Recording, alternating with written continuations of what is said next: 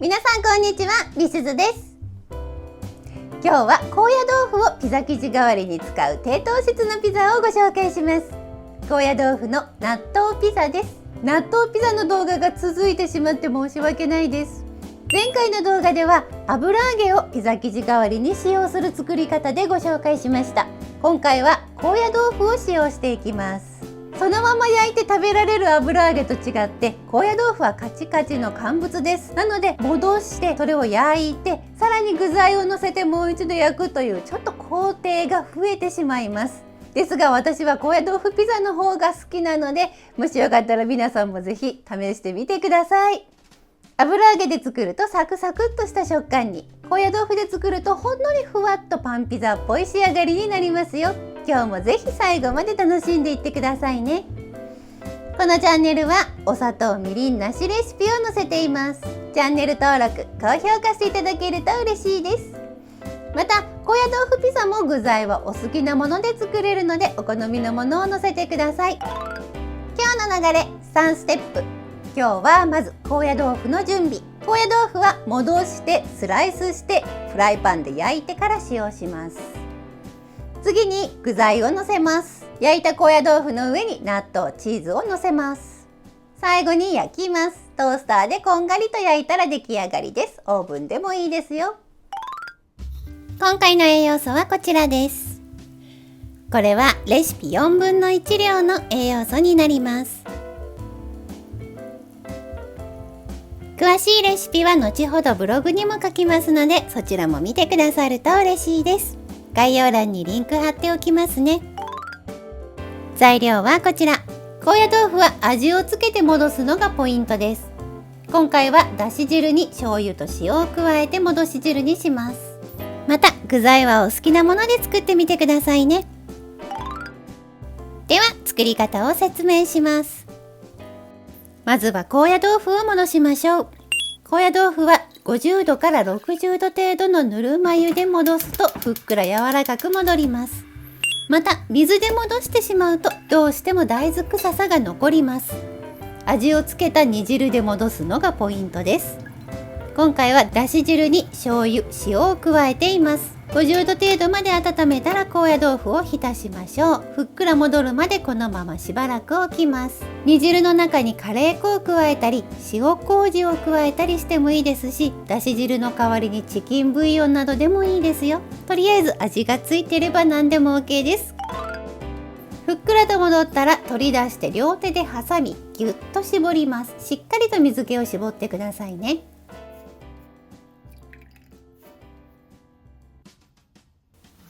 ではスライスしましょう。このままでは分厚いので、やはりどうしても高野豆腐の風味が勝ってしまいます。ピザ生地に使うために半分にスライスしましょう。まな板と平行に包丁を動かし、周りをぐるっと一周切ってから中央を切ると切りやすいですよ。もう1枚も同様に切ります。では焼きましょう。高野豆腐は焼く間もかなり油を吸い込みます。分量の 50g のバターのうち少し残してまずは加えてください。高野豆腐がどんどんバターを吸い込んでいくので足りなくなったら足しましょう。弱め中火でこんがりと焼き色をつけます。このように高野豆腐がバターを吸い込んでしまってなくなってきたら、残ったバターを少しずつ足して焼いてください。ほんのり焼き色がついたら裏返します。裏も同様に焼きます。高野豆腐はかなりの油を吸い込みます。このまま足しながら焼いているとバターは 100g ほど必要になります。ただあまり油が多いと高野豆腐が油っぽくなるので、今回は 50g だけを使用します。この分量の範囲内でうまく焼いてあげてください。両面がこんがりしたら出来上がりです。こんな感じですね。裏側にも焼き色がついたので取り出します。納豆を混ぜましょう。40g の納豆を取り出して醤油と卵黄を加えます。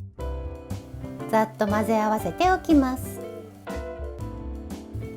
では高野豆腐に具材をのせていきましょう。トースターのトレーにくっつかないアルミホイルをのせ、焼いた高野豆腐をのせます。その上に納豆をのせましょう。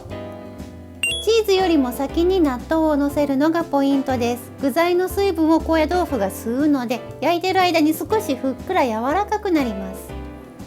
納豆の上にチーズをのせます。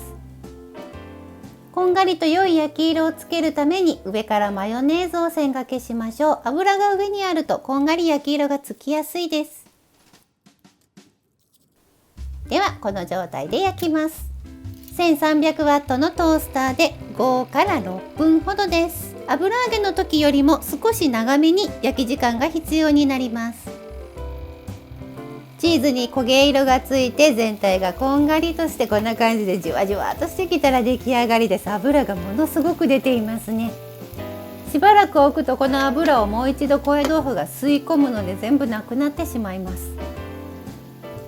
これで出来上がりです。このままでもいいのですが、今回は食べやすく半分に切りますね。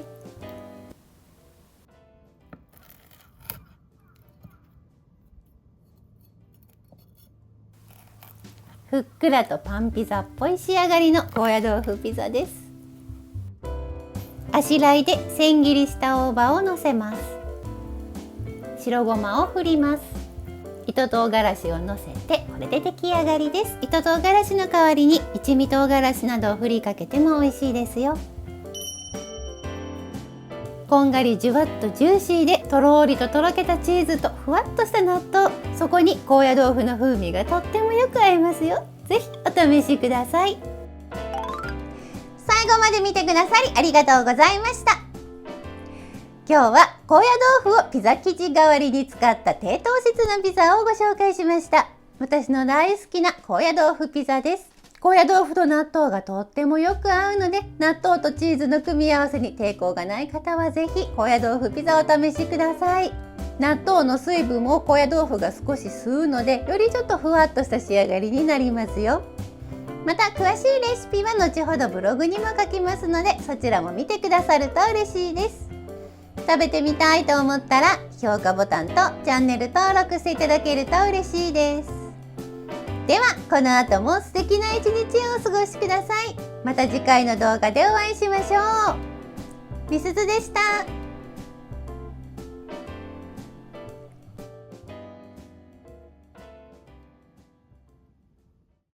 いつもご視聴いただきありがとうございます。このチャンネルはお砂糖みりんなしレシピを載せています。